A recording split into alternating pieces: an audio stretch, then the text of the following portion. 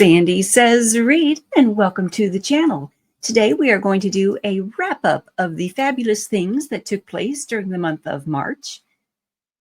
And I think I'm going to scoot in a little tag, if you will, the March on the Moors Bronte tag that really should have happened earlier in the month. Yeah, we're going to fit that in here too. Let's do some housekeeping. Yes, the housekeeping. Before we begin, I want to invite you guys to subscribe to this Bookish channel if you're into bookish content. I also want to invite you to subscribe to my newsletter.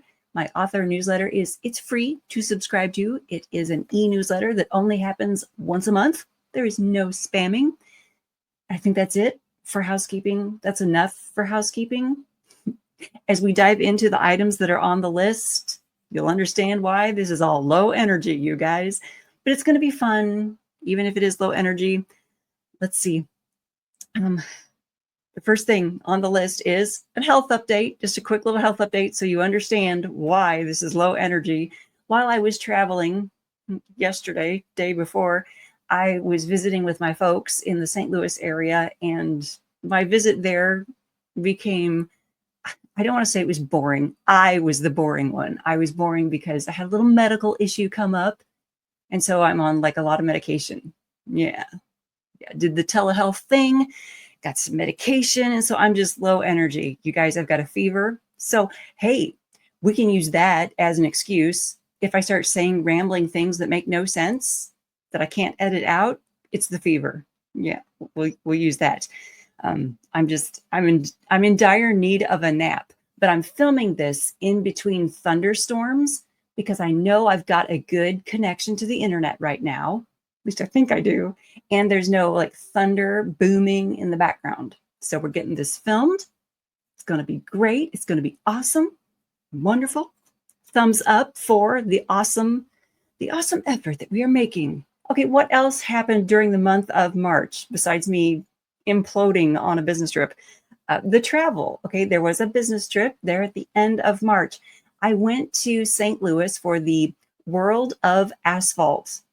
Yes, the World of Asphalt and Ag 1 trade show and conference. You guys out there know that I am a magazine editor by day. That's what I do during the day for the day job. And yeah, the biggest trade show of the year took place in St. Louis for our industry. So I went to that, and it was really good, you guys. Got a lot of stuff done. Before I go to those sorts of industry events, I make up what I call the calendar of chaos. I put together like appointments, and I schedule meetings for, myself and other members of my team to meet up with the people we need to see at these events. I am a very type A personality. All right. So that's what I do. I set up the meetings, and I schedule the appointments so that we can just see everyone we need to see. And we still didn't get to see everybody that we needed to see. I mean, we got to our appointments and stuff. And, we had a block of time to like run around and visit the people who we didn't have appointments with, folks that we just couldn't schedule appointments with. There were people we could just like scatter and visit and talk to. We still didn't get to see everyone. So this coming week, I'm going to be, emailing and calling folks and saying, hey, sorry, I missed you. But the travel this month was just a really good trip until I got sick at the end. It was a really good trip. It was really good to get to just, visit with folks in the industry and see what was new and new big equipment and technology and stuff. Yeah. For those of you who come here for book stuff, that was probably very boring. I apologize, but it was a really good trip. Lots of good stuff. Okay, so let's talk for a moment about books, since that's what you guys come to this channel for, bookish stuff that happened during the month of March. What did we have here on the channel? We uploaded some stuff. We uploaded the review for House of the Four Winds. I didn't write down the author's names. I know it was Mercedes Lackey and I think Thomas Mallory. We'll correct that if I'm wrong. We'll correct that in the drop-down box below, but I think it was Thomas Mallory. House of the Four Winds. It was like a pirate fantasy story. That review is up on the channel for you guys, and that fulfilled the number 4 in the clock reading challenge. We also uploaded the review of Thornhedge by T. Kingfisher, and that review is up here for you guys to see. And that is in the Fractured Fairy Tale reading challenge that I'm doing this year. And I'm inviting you guys to read Twisted Fairy Tales alongside me. I made a special playlist for Fractured Fairy Tales here on the channel. So that's one of the playlists that you can go to, and you can watch all of the Fractured Fairy Tale reviews that I have for you so far. I also, is this on here? Yeah. Okay. I also set up a playlist for Do-It-Yourself for Writers, a DIY for Writers playlist on the channel this past month. I set that up, and I threw as many of the videos that I remembered and could find. I threw all of those videos that are geared toward writing and creating. I threw all of those videos into that playlist for the writers who come to the channel. I also set up a channel for the Indie Spotlight. You guys know here on the channel, I like to feature and focus on books by self-published authors and indie pubbed authors. I like to bring you guys stories that you might not have heard of yet by authors that you might not have heard of yet. And so I put all of those, as many of those I could remember and find, I put a bunch of those into that playlist. So if you're looking for an indie author, you can go to the Indie Spotlight playlist here on the channel. What else did we do in March? I also uploaded the review of Who Wants to Be a Cowboy? Who Wants to Marry a Cowboy? By Abigail Sharp. I uploaded that video review for you guys. That one I read for Valentine's Day content in February, and then didn't get it to you guys right away. Hang on, we're gonna edit for a second. Everything that we did bookishly here, I think there were a couple of tags or other videos in March. You guys are welcome to go back through the videos here on the channel and review as well. What else do we have from March? Okay, March on the Moors tag. I need to do the March on the Moors tag. We are going to cheat together, you guys. Yeah, we do some cheating together, don't we? I'm going to do the tag now here for you guys. The prompts are on my screen, and I'm going to film it with you guys as if it was its own standalone video, because I don't think I'm going to have the energy to film it separately after this. So let us do that together now. Sandy says read, and welcome to the March on the Moors tag. A little bit late. Yes, I am late to the party on this tag. I apologize for that, but you guys, I just couldn't get to it during the month of March. And that's okay, because it's always a good time to talk about the Brontes. If you're new to this channel, you might not know that my favorite novel of all time is Jane Eyre. And my favorite author of all time, it's a tie between J.R.R. Tolkien and Charlotte Bronte. But I typically just tell folks it's Charlotte Bronte because I love Charlotte Bronte. I love her. So when I discovered there was this March on the Moors tag going around and it was all about Bronte stuff, I was delighted and I wanted to do this tag. So I'm not going to let the month of March actually get by without doing this. So here we go. My prompts are on the screen, so let me look at the computer screen while we begin this. I believe the booktuber who began this is named Melody, but I know her channel is A Web of Stories. And of course, I will put a link to her in the drop-down box below so that you guys can see where this tag began. She also had some other activities going on during the month of March to help people just get into the Brontes and into some Bronte reading, which I fully support and applaud. I think that is wonderful. I did see some other booktubers doing the March on the Moors tag as well.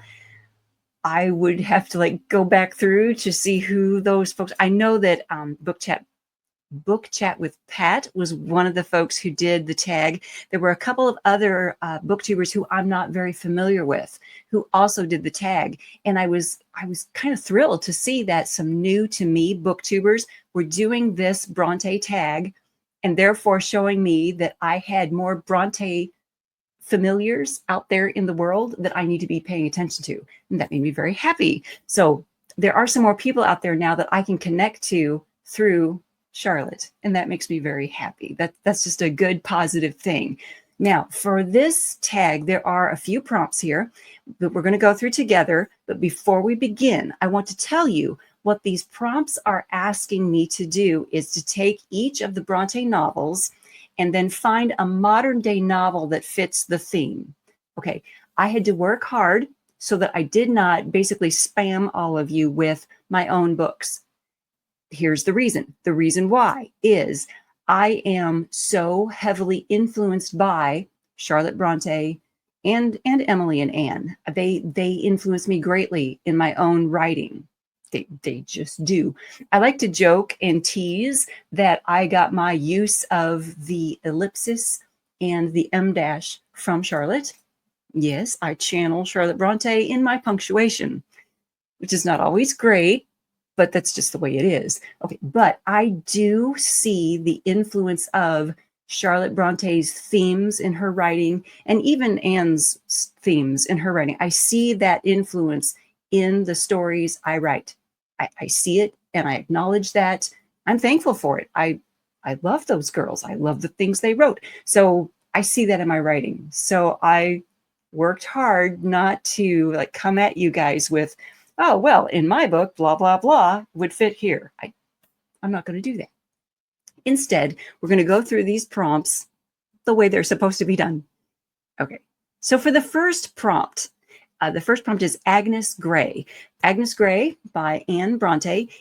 For this novel of a governess working, despite her parents thinking that she's not going to be any good at it, we're asked to think of a more modern day book that shows women in the workforce.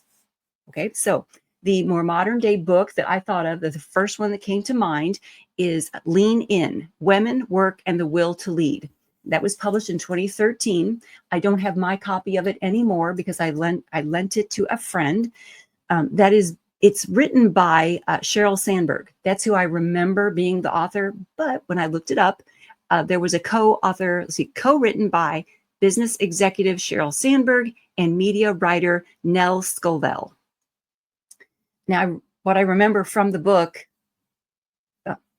you guys are probably familiar with the book Lean In by Sheryl Sandberg. I mean, it basically shared with women in the workforce to not be afraid to sit at the table and express your opinion when you need to express your opinion, to stand up for yourself, to speak up for yourself in the workplace. Score, right? Okay. The other one I thought of was Helen Keller. I know, completely different, right? But I thought of Helen Keller and, Annie Sullivan.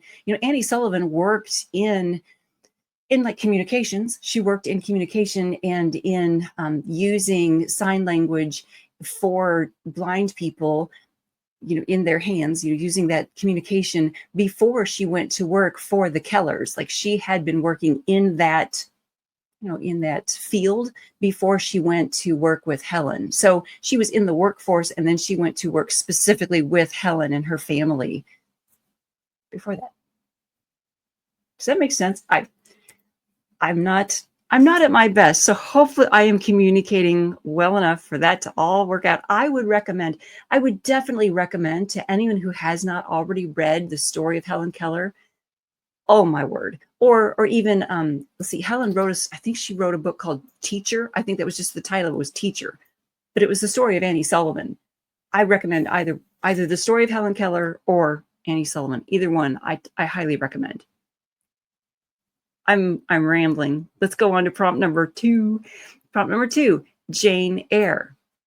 For this, the best novel ever written in the world, for this novel of resilience and growth through hardship without losing oneself or identity or moral clarity, we're asked to think of a more modern day novel that shows a coming of age story.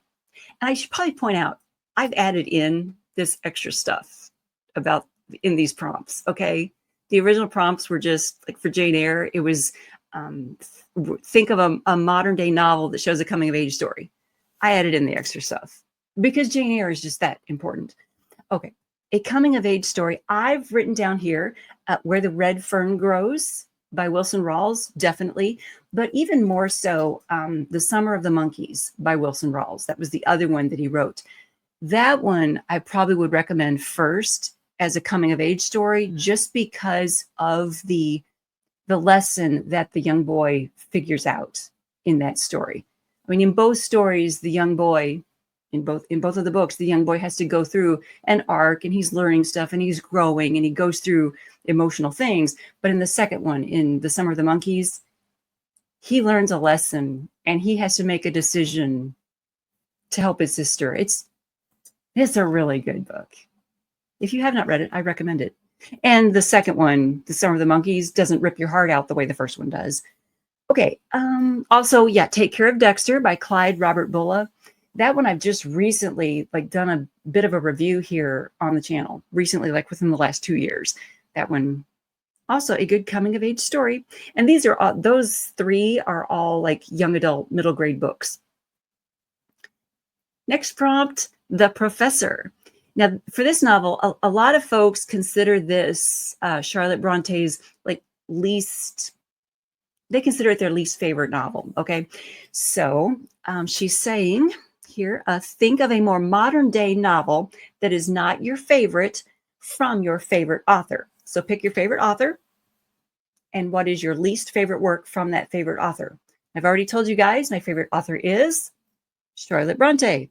So my least favorite book from Charlotte Bronte is going to be Emma Brown, because it's actually it's my least favorite because it wasn't finished. This is the unfinished manuscript, and it's not even, Emma Brown isn't even the main character in the story. It's Matilda is the girl that Charlotte was writing about, but she didn't get to finish it, which breaks my heart. But Claire Boylan did take that unfinished manuscript and create Emma Brown. So there is that. And I'm saying it's my least favorite only because it's unfinished. This is not a commentary on what Claire Boylan was able to do. It's a commentary on the fact that it wasn't finished. Okay? Okay. All right. What's the next? The next prompt is Shirley. Shirley, for this novel, we're asked to think of a modern day novel that shows female friendships. You guys, let's just go with Anne of Green Gables. Okay. What a delightful story, right? Little Anne showing up at this farmhouse, and the family wanted a boy, not a girl. And so she had to stay. And I think she really did make friends with the parents there. And she really did make friends with the kids in the school there. And there were female friendships there that just became awesome and great. Anne of Green Gables.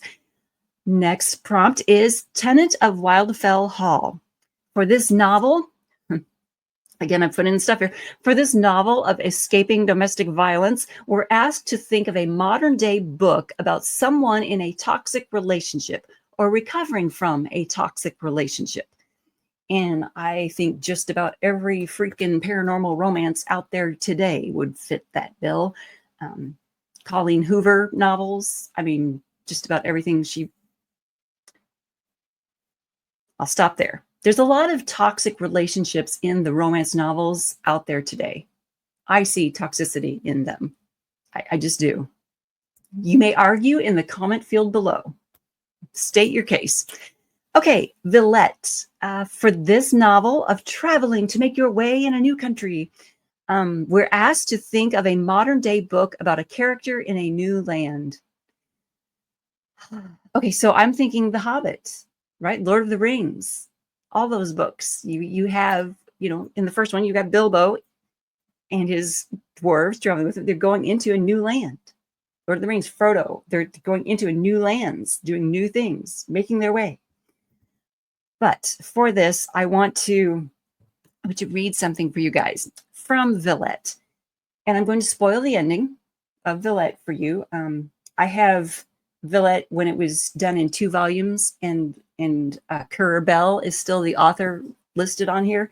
But at the end of volume 2, when Lucy Snow has received, I'm spoiling the ending. If you don't want to be, And there's thunder for this too. You guys, I'm going to put up the hashtag sign as we do when I'm giving spoilers. When I'm ready to read this, I'm going to put up the hashtag sign so that I don't spoil the ending for you if you don't want to be spoiled. We do that here on this channel. While I hold the hashtag sign up, you mute the volume or you turn the volume down so that you can't hear what I'm saying. When I put the hashtag sign back down, it is safe to turn your volume back up. I will no longer be spoiling things. But the end of Villette, the end of this book, is one of the best endings ever written in the English literature. It's just fantastic. Okay, so I'm going to read it. I love it. It's great.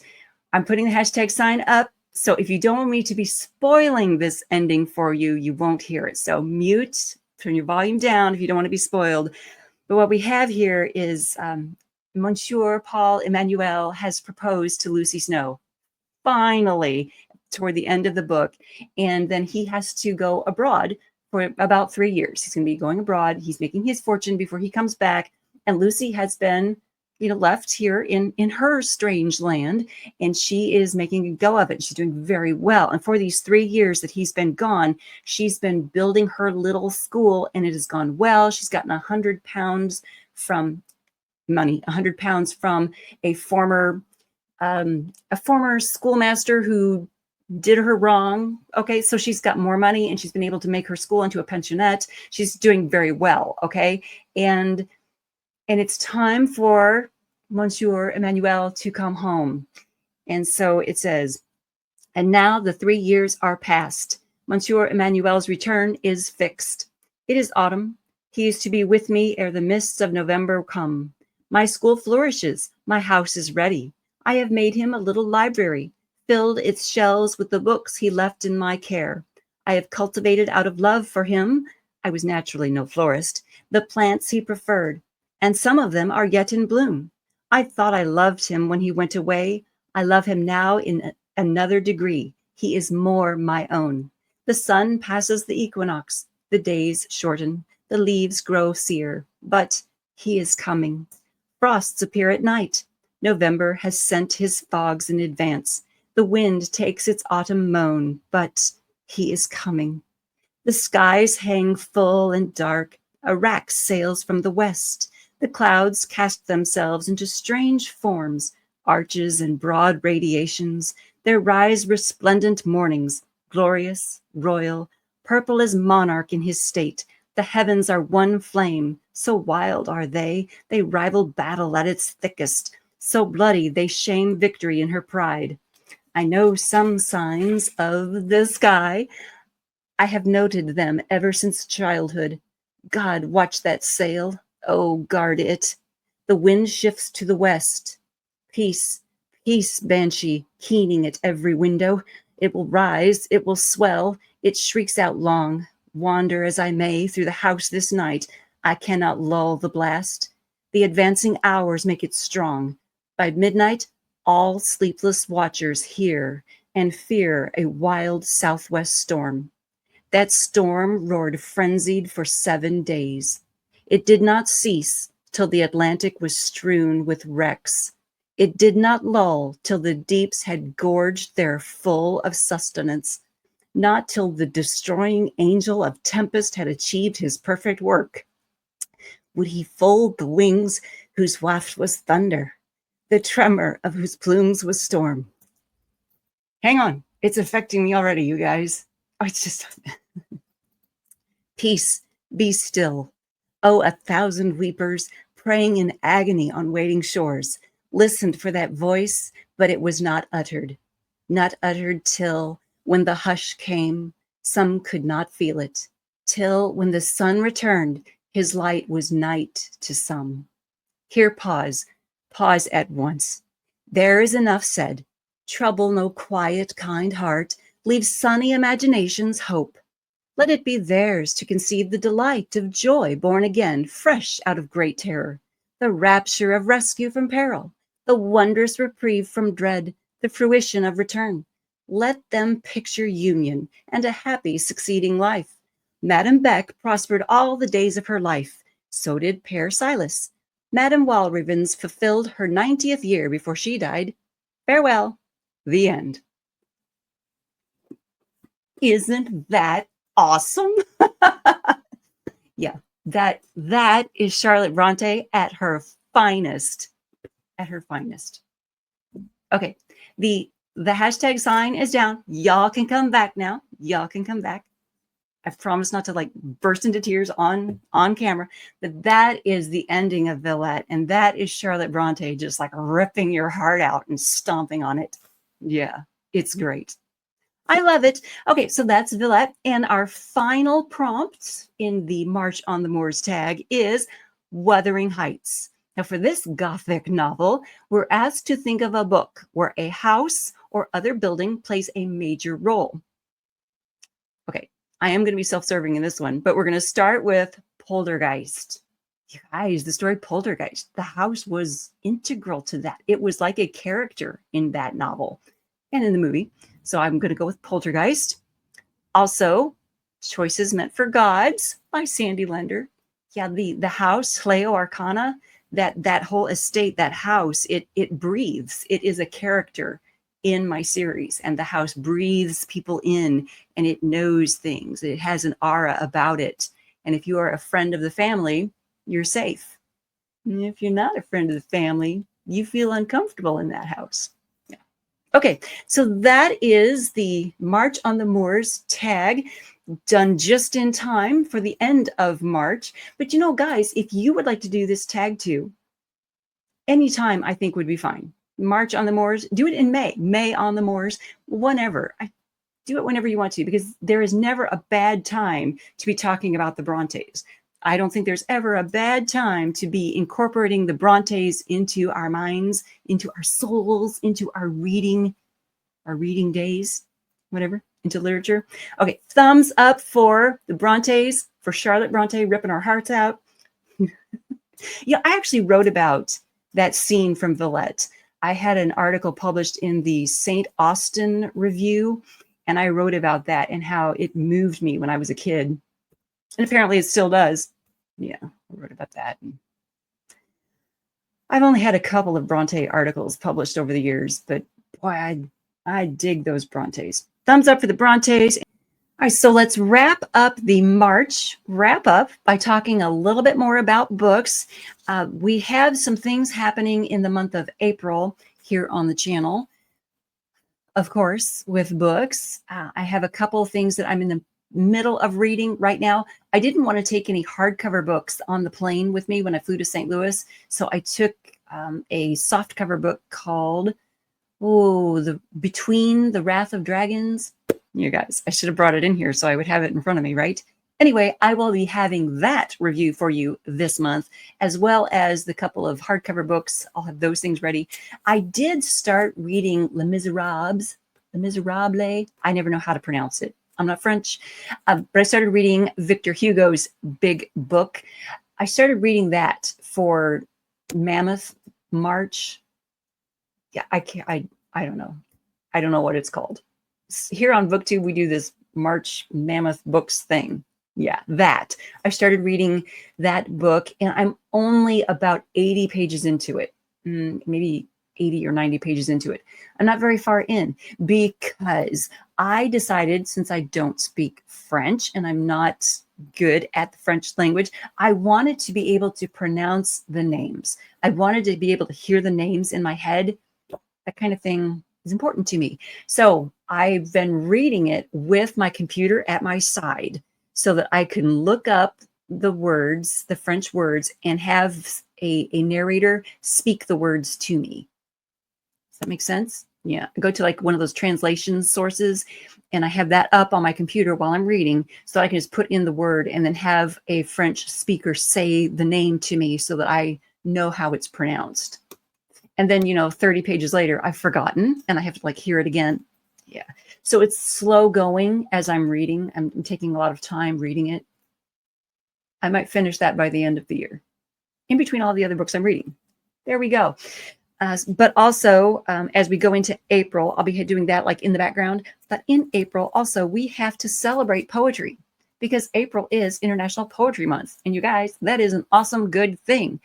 I should remind you all out there, if you're looking for some extraneous poetry to read, I write poetry.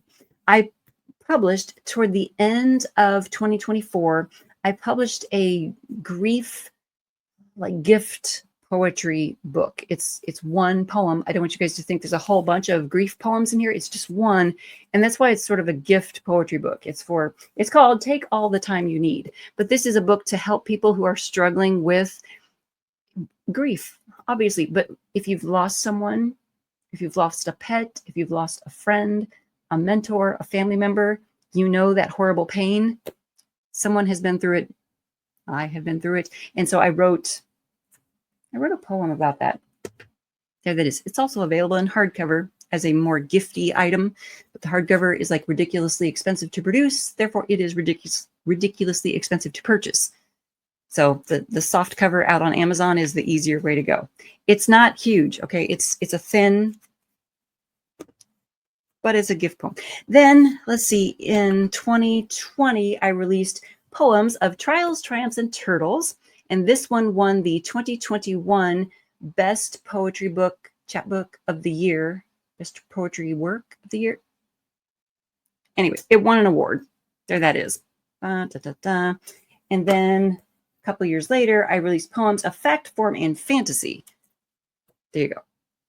Get that where you can see it. Ta-da. Okay, so basically I have some poetry offerings out there in the world. Here on the channel, I will be reading poetry by other people during the month of April. There are a couple of channels who have started doing poetry on Thursdays. I'm not going to be that consistent. It's going to be random. So if you would like to hear me reading poetry to you, you got to click the bell notification icon so that you're notified when poetry reading begins. Also, during the month of March, I was notified that I have a book in an awards program now.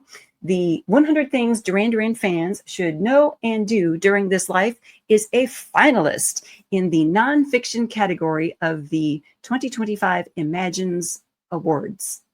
Yeah, that's cool. That's awesome. And I'm excited about that because I'm a huge Duran fan, as evidenced by the fact I wrote a book. And I put out a press release about that. And Duran Duran's management saw the press release and sent me a note. Yes. So they request, the congratulations, hey, saw this, and they requested a copy of the book at headquarters. So you guys, Duran Duran's management, they have a copy of the book now, and the Duranie inside me is excited about that. My Duranie soul is pleased. That just makes me happy. Also, you guys, we did a review of A Trick of the Tail, every Genesis song. A discussion of we did a review here on the channel of a Genesis song book by Travis Potts and Jen Selinsky. My friend Jen Selinsky, she was the editor on this book, and she has her own Genesis book out there very recently. Her book is also a finalist in that same category. So Jen and I both have books competing in that category. I'm so excited. I'm excited for us both. I'm so excited for her because that book, she worked on that book with her late husband. So she's got a wonderful, wonderful legacy there with him. There it is. So I've already sent her a note saying congratulations. Yeah. So I'm rooting for my friend, and she's rooting for me. And I think that's wonderful. In the indie author community, there's good mojo in the indie author community. I dig that. Okay, you guys, that's enough. Can we stop? We went over travel, health, March on the Moors, books, April. We did it all. You guys, thumbs up for doing it all. Thumbs up for getting through this. Thumbs up for not collapsing on camera. Yay! If you enjoy this bookish content and the random kind of mayhem-ness that happens, I invite you to subscribe to the channel. It's free. We'll see you next time.